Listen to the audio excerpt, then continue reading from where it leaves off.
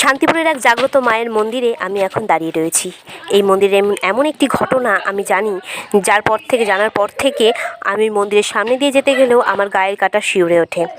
এই মন্দিরটির নাম তার আগে তোমরা সবাই কমেন্ট করে জানিয়ে যেও আমার শান্তিপুরবাসীরা। তো এই মন্দিরটির ঘটনাটা এবার শেয়ার করি। একজন মহিলা, আজ থেকে 30-40 বছর আগের ঘটনা বলছি, উনি প্রত্যেক দিন ভোরবেলা প্রাতঃ ভ্রমণে বেরোতেন। তো সেদিন একটু ভুলবশত বেশিই রাত্রে বেরিয়ে পড়েছেন, মানে ভোর অনেকটা গভীর রাত তখন বেরিয়ে গেছে উনি। প্রত্যেক দিনের নিয়ম অনুসারে উনি মন্দিরের সামনে যায়, মাকে প্রণাম করে, তারপরে আবার যায় হাঁটে। তো সেদিনকে গেছে প্রণাম করতে গিয়ে দেখে ওনার পাশ দিয়েই একটা মহিলা হাঁটতে হাঁটতে হাঁটতে হাঁটতে চলে যাচ্ছে মন্দিরের ওপরে।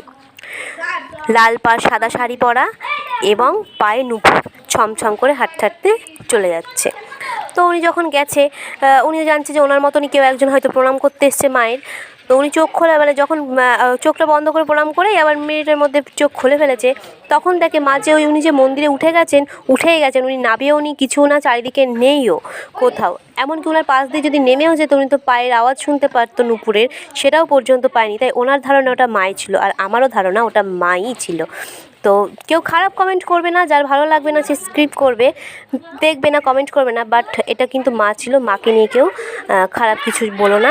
সবাই মায়ের আশীর্বাদ নিও, মা সকলকে ভালো রাখুক, এটা আমি সবসময় চাই। বাই।